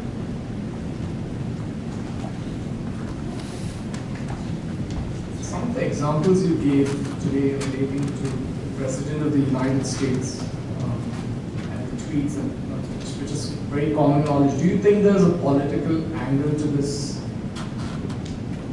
Before the elections, it was more about winning the elections. Now it's more about, okay, I've got to be in power for the next 4-8 years. This is something that I've seen in a country like India, for example. A similar political figure has managed to do this 2 years back in the elections. And recently the demonetization in India was done with an objective of winning some state elections and going forward. So some very similar things, as you said. Technology makes the communication much faster than historically it's ever been. And the younger generation will be smarter. I rightly believe that as well. So my view is these tweets and is there a political, like that's what I took from the whole conversation today, that there are interesting political angles to this. Because it's driven by power, which then dictates a lot of other things. Right. So which a common person probably doesn't perceive. Right, yeah, so that's, I think you're right. I mean, I haven't said anything about what the actual motivations for any of these tweets are. We could, have a long discussion about that. We want to look through them and look at how they're correlating with things that are happening in the news otherwise. So what I thought about the wiretapping tweets is that they're distractions from the other investigations that are going on of relations between the Trump, the pre-inauguration team and Russia, or the candidacy, Trump candidacy and Russia. That relate all to the Russian spying work and the Russian influence on the election, potential Russian influence on the election. So you can think of that as a kind of smokescreen. You could think of the tweets about the election system, the election fraud, that especially came out prior to the election, as providing a basis for a post-election response if Trump had lost. Right? Those are other questions that we need to think about. There is a political angle. I think this kind of language, this is not unique to President Trump or to his crew or to anybody. This stuff has been going on again. I think just as long as we've been doing it. The capacity for doing it now is maybe different because of the technology. We can sit here and say, yes, we should really be thinking about this, we should be really careful about this, but that's a message that somehow needs to be distributed throughout the public, throughout the set of people who are involved in making their decisions based on what candidates or non-candidates, anybody in some position of authority is saying. I think the best we can do at this point is to focus on this issue. And again, maybe I didn't make this so clear. At some point, there was a long period of time, especially in the campaign, when people would jump on these things and say, oh, look, this is false. Isn't this horrible that it's false? And not ask this other question, which is, well, why was it said in the first place? Right? What's the goal here? Yes, it's false. Yes, people seem to believe it. And maybe that is a worry, I suppose.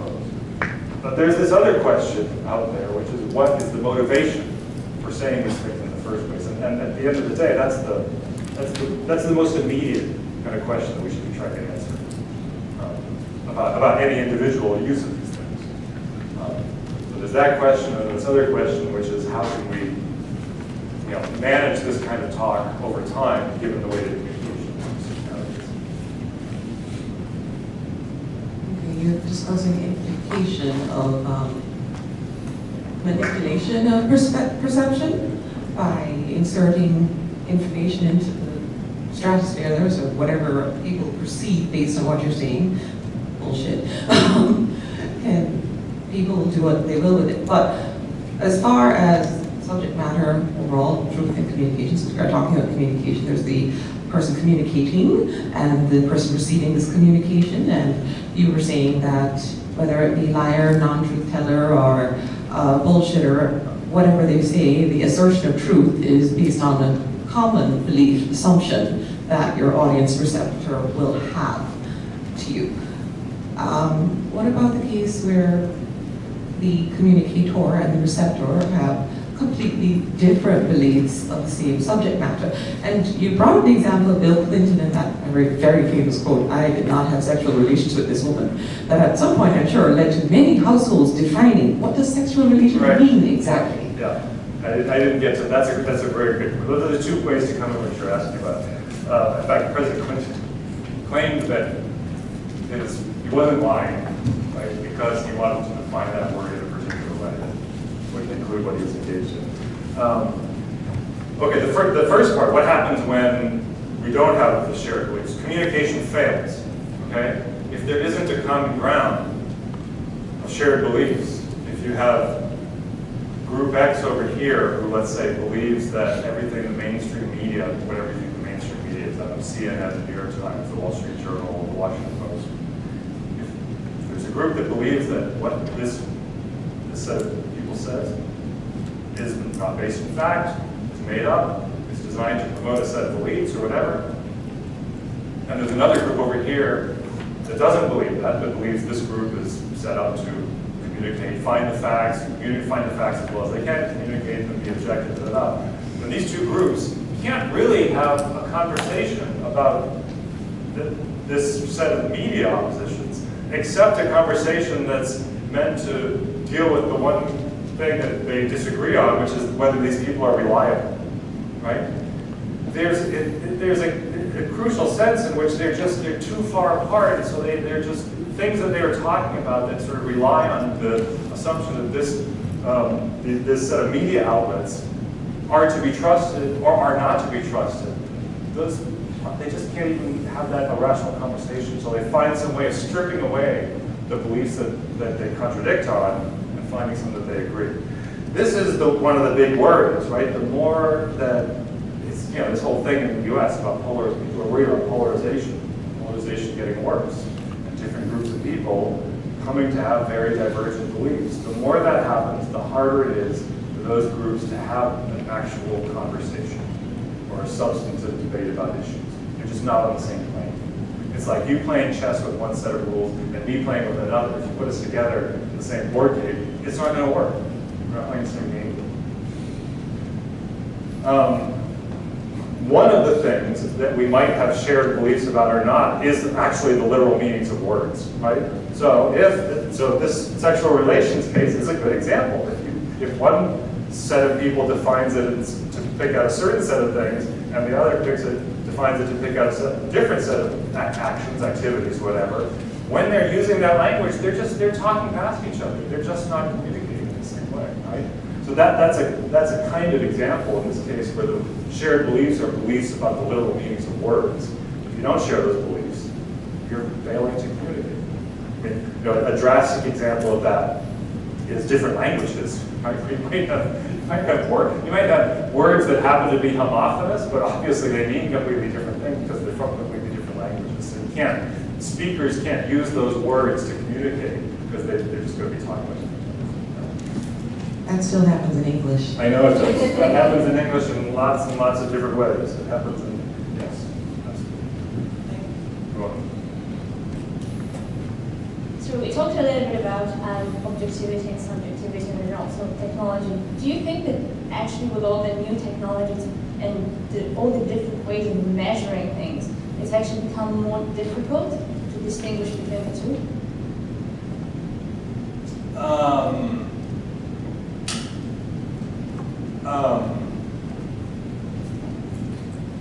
No. Can you say more about what you mean by like a kind of example where you might, there would be a place where it would be difficult? Well, I guess I mean more in terms of how, there's all different ways of measuring things, and I suppose we could take the example of global warming, for example, okay. Right? There's all different types of statistics pointing in like okay, ways. all right, now I think I know where you're going. Okay, so the fact that we have all this, so the capacity to build up information that at least by some metrics, seems to be properly objective in the sense that it's information that was created by using some technological device, like things that measure sea level, things that measure acidity of the oceans, things that measure, temperature changes, and so on and so forth. We get a whole bunch of information. It's objective, but it's also humongous and sort of, in some sense, unmanageable. It requires interpretation at that point, right?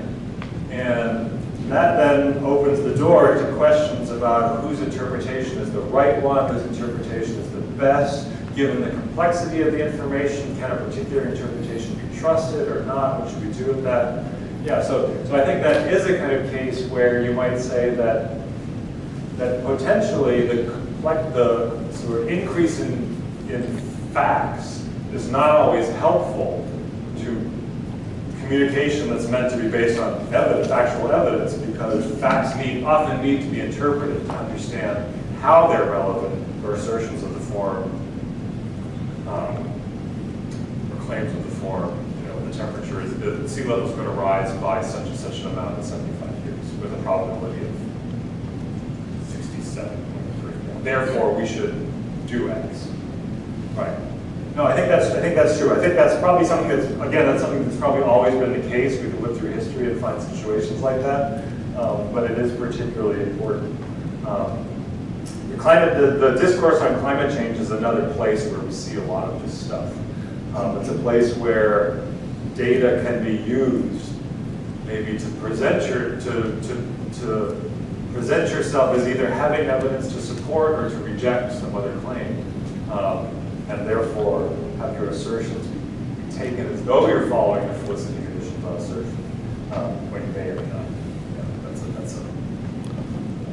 That I think is actually the most important discussion right now. I think it's important what's going on in American politics, but for me, sea levels and climate change. Yes, a different question though. How would you analyze jokes in the context of what you are talking about? If we're talking about jokes, it looks as though, if one cracks a joke, everyone laughs, and the laughter symbols some agreement to what the speaker believes in, and it looks as though everyone believes in what you believe in, and that's why there's a joke. And I hope jokes are not bullshit. The jokes are not assertions in the first place. So what I'm saying is that jokes are a different kind of speech act. They're not. What do people say about jokes? They're not really communicative acts in the normal sense. Jokes are things we do with language to have a kind of social effect. Why do we like to make people laugh? Sometimes we have interest in creating social bonding. Sometimes we're nervous, and so we want to break the ice. There are all sorts of reasons why we might do that. I guess, and that's what jokes do. But they're certainly not linked to truth in the way that assertions are. Maybe the best jokes are good because they have an unexpected link to truth or to falsity. That's about joke telling. I think you might say that jokes are like fiction, that you're creating this other possible world, and it only works if everyone in your audience recognizes that it's not this world. It looks as though everyone share this premise that whether something is something that everyone believes to be true or not true. Yeah, you need a common ground to make a joke work. It's kind of like, it's another case where if you don't have certain shared beliefs, the jokes, everybody's had this situation, right, where you tell a joke, people look at you and you're like, oh, you didn't know that, right, you had to be there, right? You had to be there means we should have had that common ground.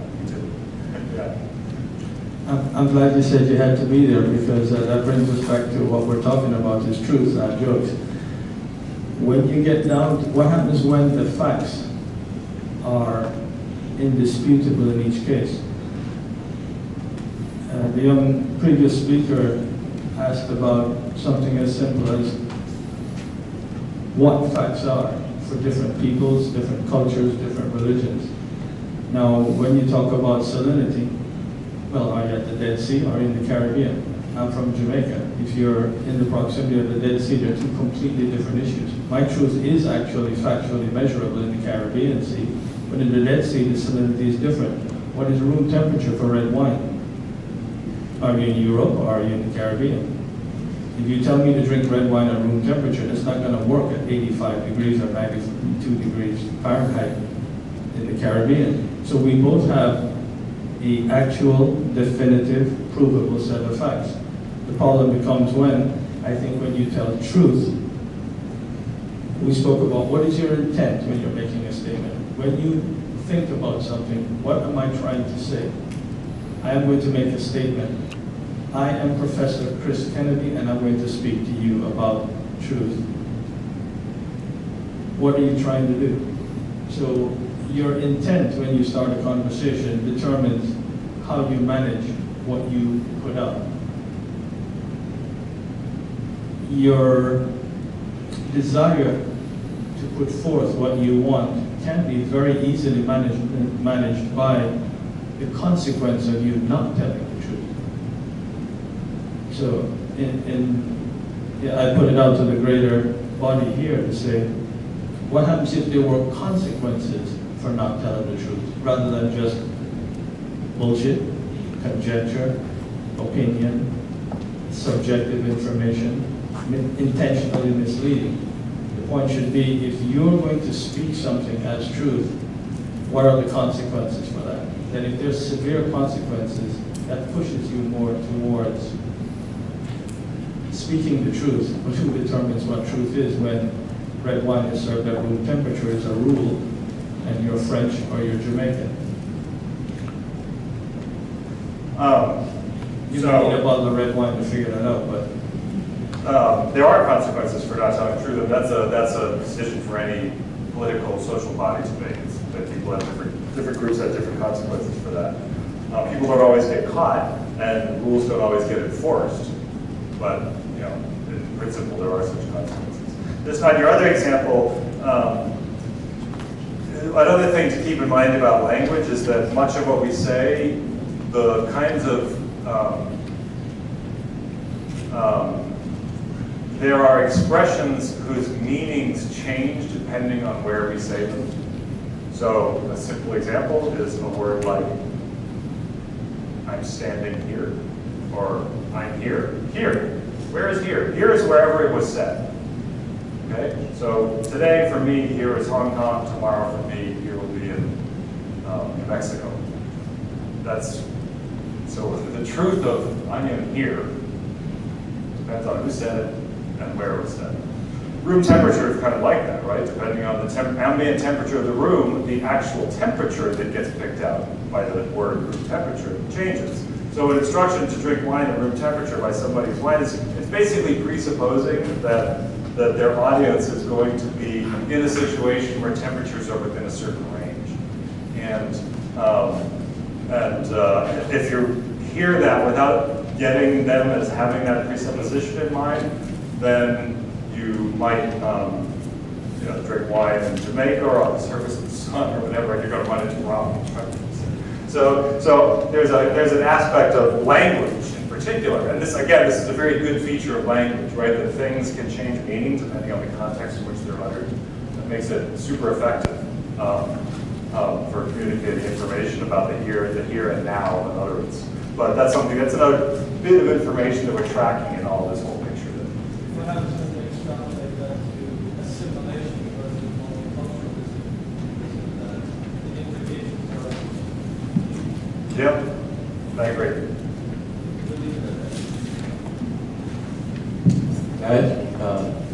Chris? Yeah. Let's Thanks have for the last very question. enlightening talk. Let's have the last I've been curious about the social impact of bullshit remarks, not necessarily made by authorities, but by very ordinary citizens. And a lot of real examples that we have to confirm. So, for instance, a student makes a certain remark about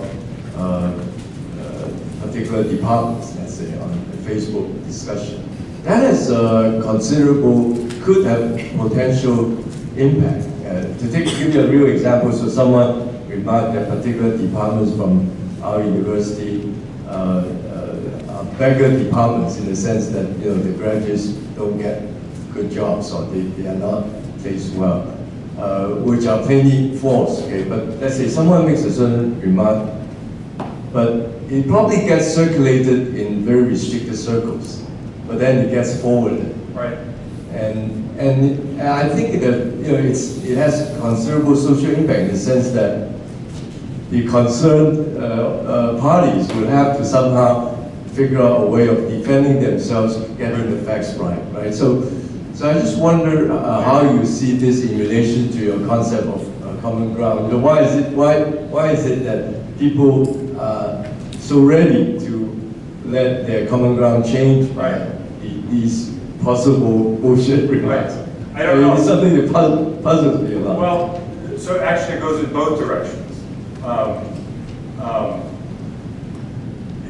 Evidently, it's also the case that even what looked to be fairly justified assertions of the forum, there's no evidence that there was any foul play on the part of the Obama administration in wiretapping the Trump campaign, or there's no evidence for voter fraud.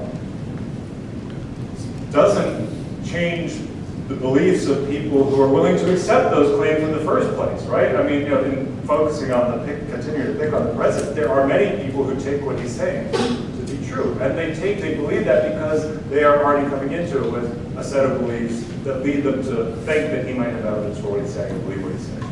So there's the case you're talking about, where people will see something or hear something, not even necessarily know who said it, but take it to have been said by someone who believed it, by someone who had evidence for it, and then it influences them, even though in principle they should be more skeptical, right? And the opposite case, where given what looks like good information, it's not changing beliefs. It's not changing beliefs that are already established. Yeah, I think this is, in a way, well, there's lots of interesting questions, but this is really one of the key ones, is why this works in the way that it does. And this is what I'm about to say is not, it would be bullshit if I presented it as an assertion, so I'm not. I'm presenting it as a maybe, a belief, a possibility, a kind of yes, even, not even that. I have this guess that maybe this is just because it is sort of rooted in the way that the system is basically designed to go, right? The kind of default case where we're talking about really boring and mundane things, like, I don't know, there's water in the next valley, right? Or there's lots of food in the valley 2 miles away. We probably didn't have notions like miles when we were first saying things like there's food, right? These basic assertions that were probably part of the kinds of things that we made when we first started using language as a system to communicate. It was advantageous, I'm sure, to come to believe those things quickly, without arguing about them, right? Without kind of being skeptical. I have this intuition that something about our system is kind of designed to make it so that we tend to accept things unless we have really good evidence not to. And likewise, once we have established a belief based on some claims, maybe be resistant to giving that up. So the question would be whether stuff that we learn through language is different from stuff that we just come to believe through some experience or something like that. But I actually heard something just before I left on National Public Radio. Sort of their resident social scientist was talking about exactly this. So people have looked at cases. It was the question of why are people so unwilling to give up false beliefs, even when they're being told stuff. Look, all these people say this isn't true, and here's why they believe this. Here's why they have this evidence.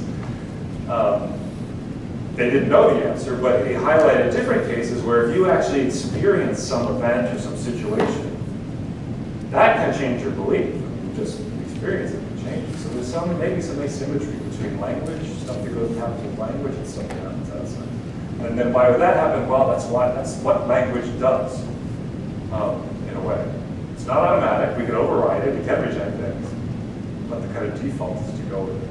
Right? If I presented that as true, it would be bullshit, because I don't have evidence for any of what I just said. But I only have intuitions and ideas based on studying language, and that might be true.